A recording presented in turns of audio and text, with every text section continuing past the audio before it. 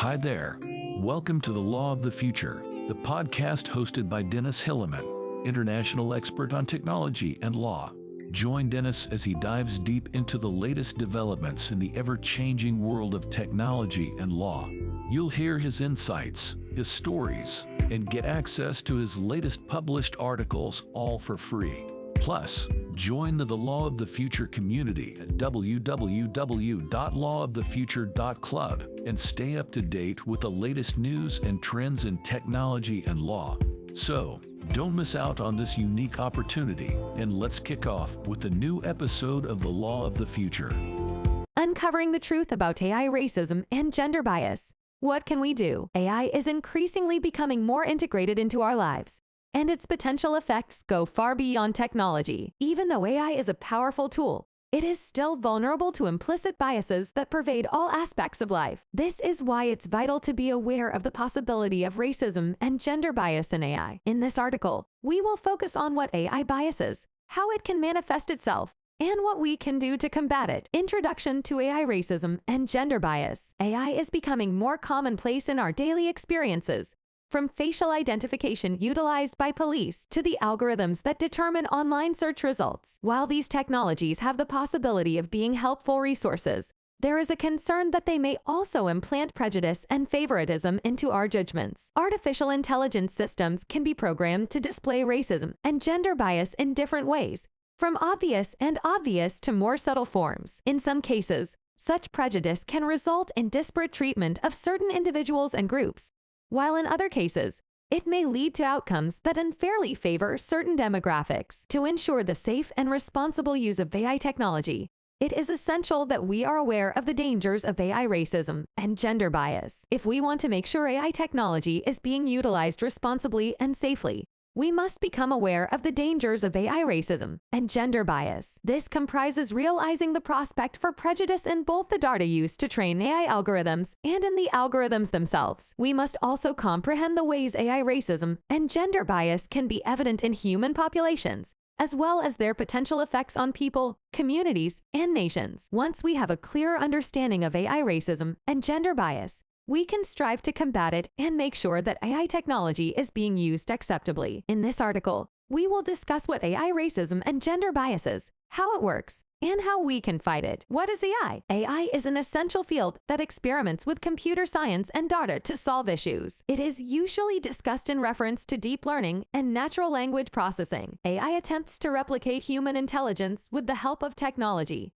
primarily computers. Applications of AI are comprised of expert systems, speech recognition, natural language understanding, and machine vision. AI comes in two forms. Weak AI, also known as narrow AI, is a system used to fulfill a specific purpose. Automated industrial robots and personal assistants such as Siri are classified under this type of AI. Strong AI, also referred to as artificial general intelligence (AGI, is a more advanced program that can mimic human thinking. This type of AI is much closer to the type of computing power found in the human brain. The significance of AI technology lies in its ability to give companies access to revelatory insights which may have previously been inaccessible. Artificial intelligence tools can outperform humans in certain tasks, especially those that involve a high level of detail and repetition, like gauging through large databases of legal paperwork. The discussion of artificial intelligence began with Alan Turing's pioneering work, Computing Machinery and Intelligence, which was released in 1950. Artificial General Intelligence, or AGI, however,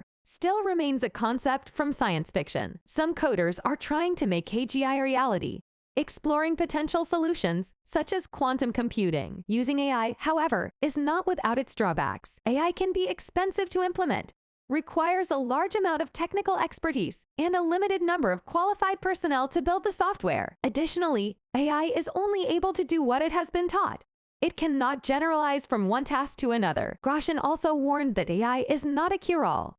We have to have realistic expectations of what it can do for us. How does AI become racist or sexist? It is important to analyze the experiments done by researchers in order to comprehend how AI can become prejudiced and partial. In a trial, robots were given a prominent AI algorithm and asked to arrange blocks with faces on them and put the criminal in a box. Unsurprisingly, the robots continually chose a block with a black man's face, showing prejudice despite the fact that it was not purposely built into the algorithm. This experiment proves that AI can be discriminatory even though it wasn't meant to be. This is because AI algorithms are often built with datasets that contain inherent biases. For example, a dataset used to teach a facial recognition system may have more photos of white people than people of color, making the AI more skilled at recognizing white faces than those of people of color. What's more, AI models used to make decisions, such as hiring, can also include prejudice. For instance, if an AI is trained to link terms like stay-at-home parent or cleaning personnel to females and people of color,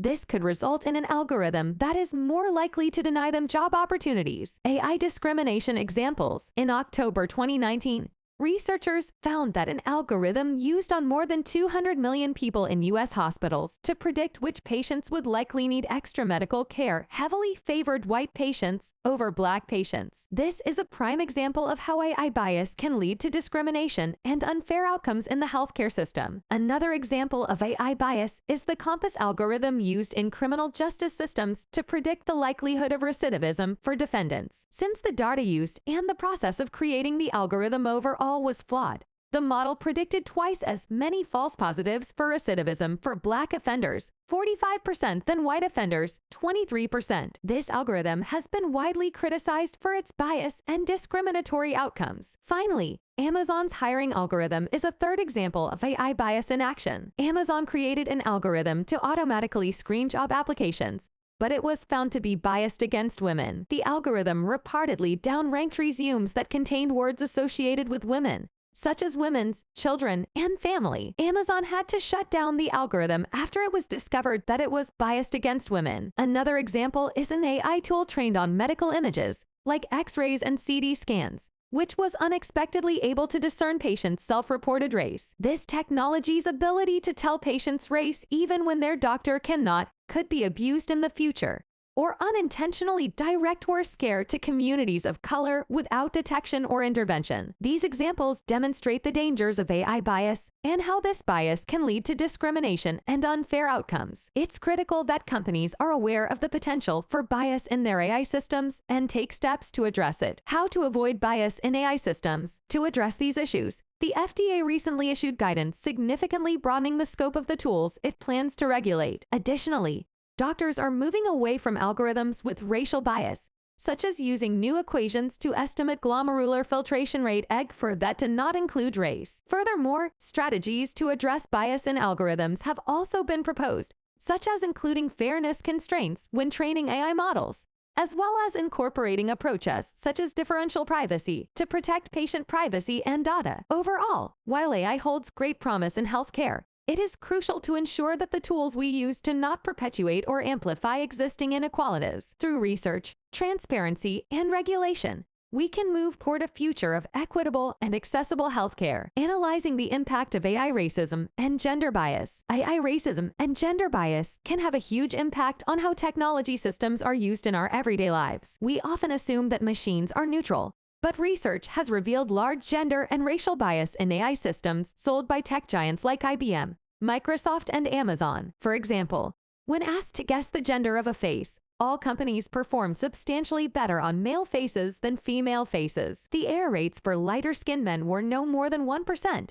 while the error rates for darker-skinned women soared to 35%. This kind of bias is due to the underrepresentation of women and people of color in technology, and the undersampling of these groups in the data that shapes AI. At 8 large tech companies evaluated by Bloomberg, only around a fifth of the technical workforce at each are women, while less than 2% of employees in technical roles at Facebook and Google are Black. This means AI systems are optimized for a small portion of the world and can lead to discriminatory or exclusionary practices. Issues of bias in AI tend to most adversely affect the people who are rarely in positions to develop technology. There are numerous headlines highlighting tales of failed machine learning systems that amplify, rather than rectify, sexist hiring practices, racist criminal justice procedures, predatory advertising, and the spread of false information. This is why it's so important to analyze the impact of AI racism and gender bias and take steps to ensure that AI systems are developed in an ethical way. Mitigating AI bias and error. Mitigating AI bias and error is an important step in ensuring fairness and equity with the use of AI. Understanding the potential for AI bias means recognizing that supervised learning, one of the subsets of AI,